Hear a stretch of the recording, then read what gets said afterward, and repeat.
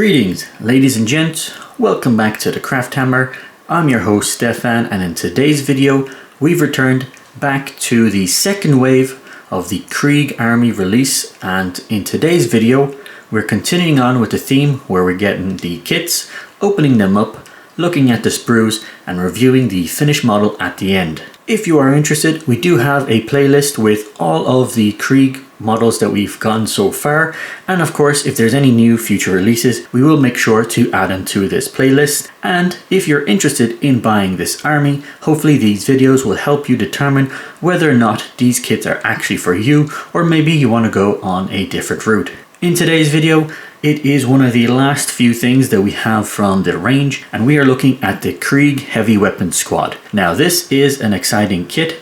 It is strange that they didn't get as many options as, let's say, the Cadian squads got. I believe they have a number of different heavy weapons that they managed to get in their kit, and of course the Katachan one is an older kit, so we won't really talk about that one. I'm sure they'll eventually get their own update. But in this kit we do have three variants, which is the heavy stubber that is on the front box here, and if we turn it around we do also get the flamer and of course the las cannon. I think in today's video we're probably going to look at creating the heavy flamer, just because it's a pretty cool concept, having three of these guys move forward and then just blasting the battlefield with some heavy flames. So that's, I think, what we're going to be looking at. But for now, let's open up the box, see what little pieces we get. It is a fairly thin box, which is kind of unexpected considering that normally with these different variants they might be a bit bulky, but I think it might just be the actual weapons that pop in and out. So let's see about looking on the sprue and seeing how that's done. So give me 2 seconds and I'm going to pop out the sprue. So here we are with the two sprues. Hopefully you're able to see everything here. We have one side of the heavy stubbers, then you get the second side here. So I'm assuming it's a fairly straight enough process where you just pop them out and then stick them together. We do have a nice little shovel here with that's kind of stuck into the ground, and the flamers here, nothing too out of the ordinary. Everything seems to be okay. You don't really get that many, I guess, little additional things that you could maybe put on the base or anything. These models are probably going to be good if you use your normal Krieg like squad and give some of the extra little things just to put on the base, or maybe have an additional weapon that's kind of leaning on one of these things. They are going to be a bit plain, so you definitely want to make sure that when you're putting them on the base itself, which is these much larger ones, I think they are currently 50 millimeters. I'll have to double check. I haven't actually checked the instruction manual. Overall, nothing too out of the ordinary, but at the same time, nothing that's standing out here that is that extra oomph in a sense, those little extra bits that make you kind of excited that it's not just a weapons platform, but you get, you know, a little extra thing. Technically you get that shovel that's stuck into the ground, but you know, one shovel I don't really think is enough. So this one is definitely a very plain sprue.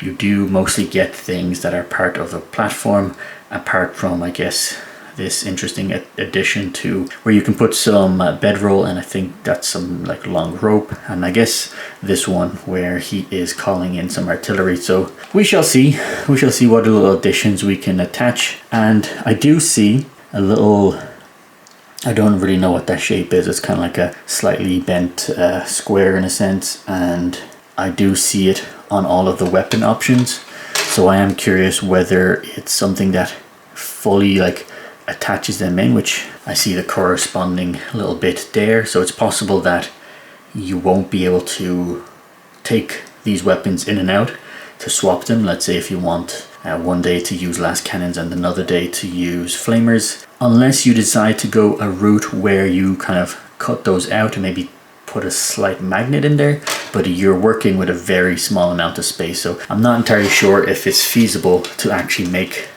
these into swap in and out type of kits. Not quite like the artillery piece, which you do have the options of changing the guns, and it's a fairly easy process. I don't know if you can do it for these ones, but we will see. We will get these built and we'll come back with the finished product and show you what they look like. So Give me a few minutes and I'll get these built for you, so see you in a second. And we are back with the finished heavy weapons team. I did go with the flamer variant just because I thought it was a cool little thing to have thematically for my force, but of course you can build these with las cannons or with the heavy stubbers. Now for those of you eagle-eyed viewers, yes, I do take off the little pipe that connects the flamer to the tank on their back, just because I'm not really a fan of lots of piping going around my models, so most times I take those when I can and get rid of them. Otherwise it doesn't really matter that they're not there. It's not like the actual models really need fuel, so that's just a personal thing that I like to do. Overall, the construction of these models is fairly simple and easy to do. Do be aware that I don't really think you can swap these out properly, so if you wanted to get las cannons and swap out the flamers, yes, you can technically just pull the top here. Let me just quickly demonstrate. You can just remove it from the top of the carriage, and I do believe all the weapons have this little round bit, but I don't think, if I remember correct, there's extra little plating that goes around it, so that will be something that you won't be able to replace with each weapon.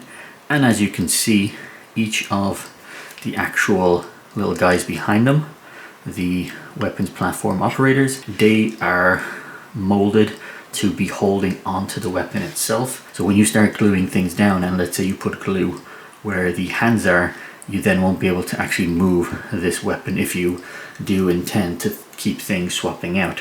You do of course also get the spotter here. He's not too bad. I just glued the little radio onto the base and I kept him off just to make it easier when it comes to actually priming. Otherwise, I'm not entirely sure how I'll be doing the priming, whether or not I will keep any of this on the base itself. I am thinking that I might take part of the carriage off.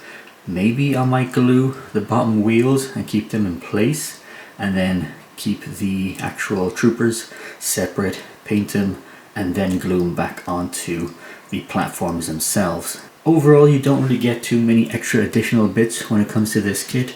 You do have these little sacks at the front that give it a bit of interesting aesthetics. Otherwise, there isn't really extra bits that you can use. There is the magazines for the heavy stubbers. You do get one small little bit that you can get, like extra ones on the side, and then you do get a shovel in some dirt.